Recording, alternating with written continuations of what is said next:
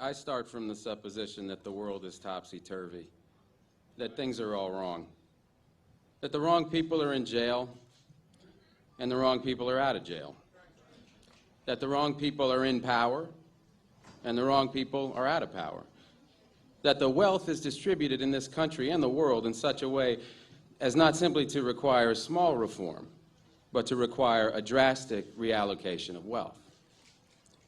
I start from the supposition that we don't have to say too much about this because all we have to do is think about the state of the world today and realize that things are all upside down.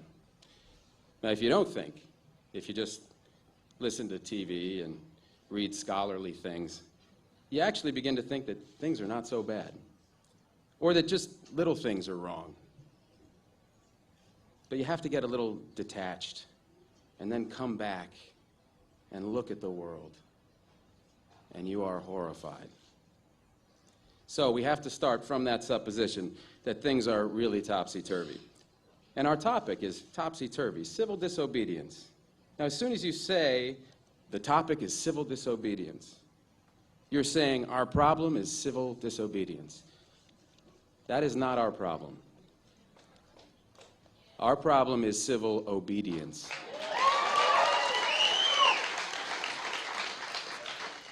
Our problem is the numbers of people all over the world who have obeyed the dictates of the leaders of their government and have gone to war. And millions have been killed because of this obedience. We recognize this for Nazi Germany. We know that the problem there was obedience, that the people obeyed Hitler. People obeyed. That was wrong. They should have challenged, and they should have resisted. And if we were only there, we would have showed them.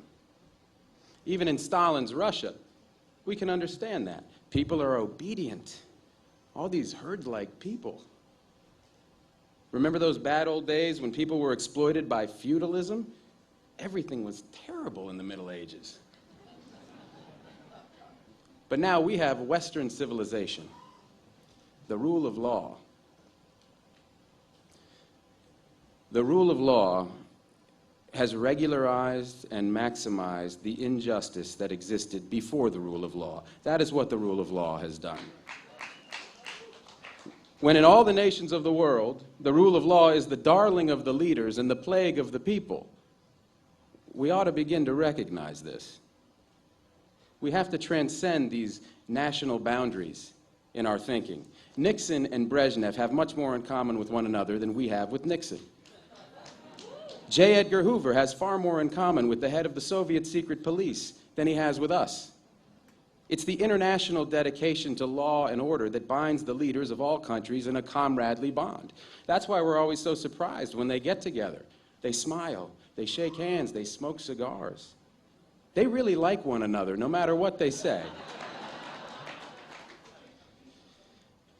What we are trying to do, I assume, is really to get back to the principles and aims and spirit of the Declaration of Independence.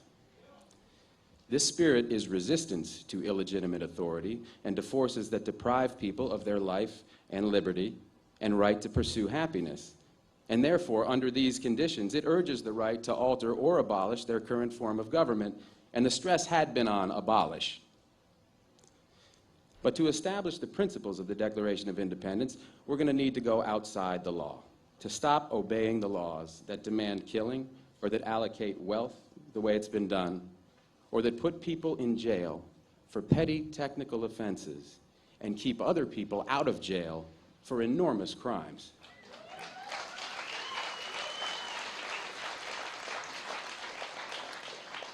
My hope is that this kind of spirit will take place not just in this country, but in other countries, because they all need it.